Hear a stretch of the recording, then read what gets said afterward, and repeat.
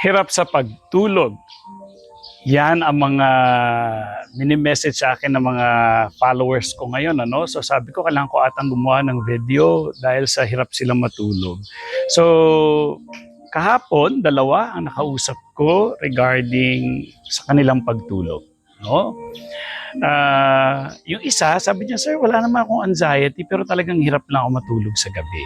Okay, so kinausap ko siya, tinanong ko, kaya importante na nalalaman ko yung lifestyle, nagkakakwentuhan kung ano ba ang buhay ng isang tao na hirap sa pagtulog. Ano bang nangyayari sa kanya? Bakit? So marami kasing factors yan.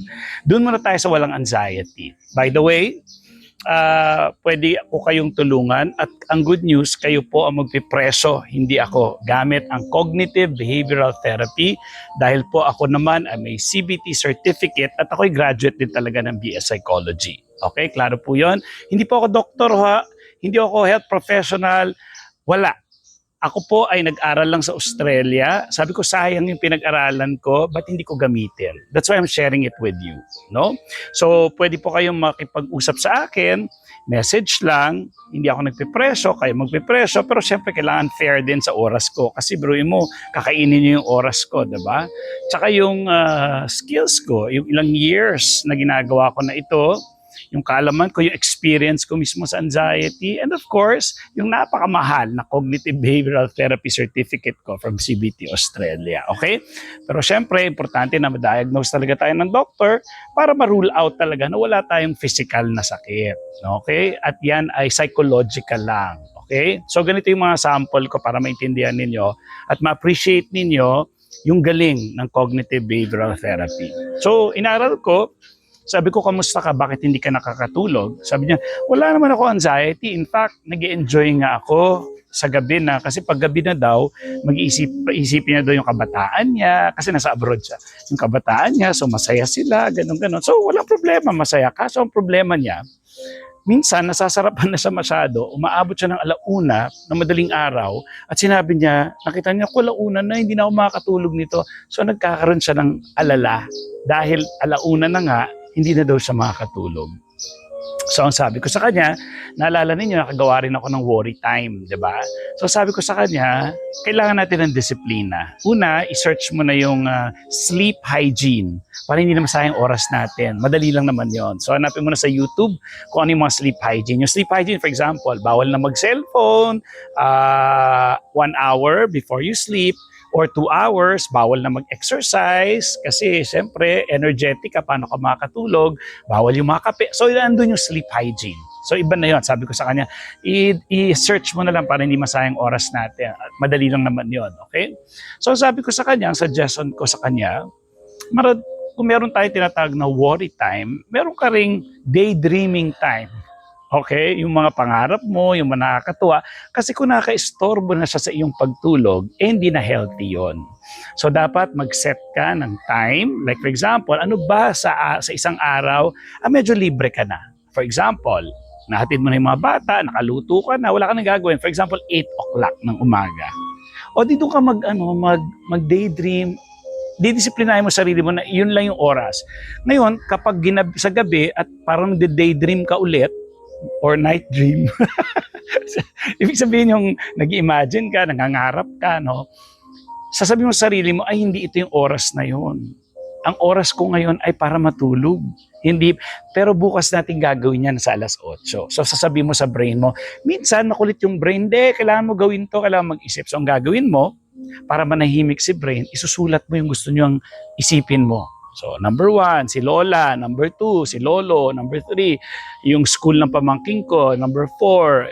So, isulat mo. So, ayan, sinulat na kita. Babalikan kita bukas ng 8:00 ng umaga. Kung may worry time, ganun din ang daydreaming time o yung mga pangangarap mo. So, that's number 1. Yung number 2 kung kausap naman, sabi ko, subukan mo muna natin yun ha.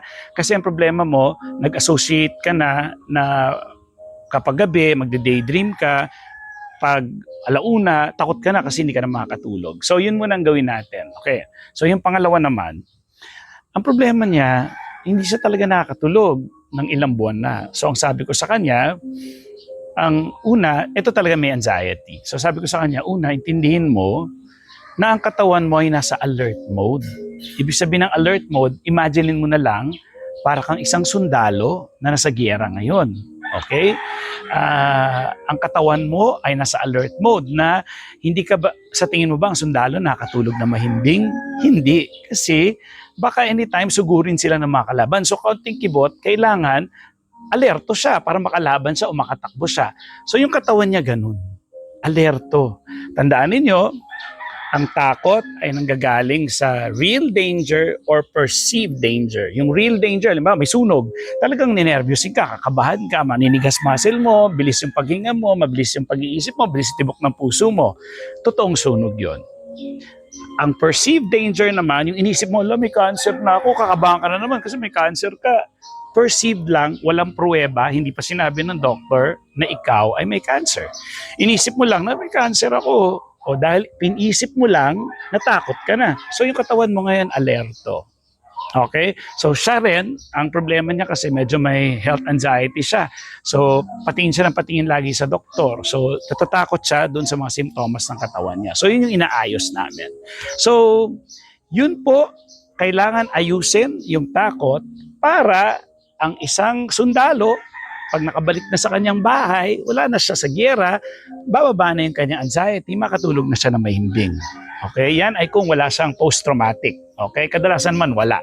May iba nagde-develop pero nagagamot din yon. So, sana nakatulong yung ideya na, sana ma-realize, ganun pala yun. So, kayo ba ay nasa danger? Huwag kayong mag-alala, wala po. Lahat naman ng tao nakaranas ng, at one point in their life, mahirapan sila makatulog. O kahit nga hindi sila makaranas ng, mismo, hindi, talaga nakakaranas eh. Pero di ba tayo mga Pinoy, pag may namamatayan tayo, talaga naglalamay din tayo. So imagine mo, yung mga naglalamay na yun, nagkakaproblema ba sila? May iyak pa yun ha, may hagulgul, magsaserve pa ng food sa bisita. So imagine mo yung pagod, pero okay naman sila. No, hindi naman sila nagkakasakit, so they're not really in danger. Normal lang, tatanggapin lang para mawala yung takot. Okay? Usap tayo, andito lang yung aking contact. No? Pwede nyo kontakin sa Facebook or watch my YouTube. Okay? Dapat, sana, diagnose tayo ng doctor. Kung hindi man, I'll guide you. Alright? Huwag gamiting diagnosis. Ang mga videos ko, kaalaman lang as your guide kung anong gagawin ninyo. Bye!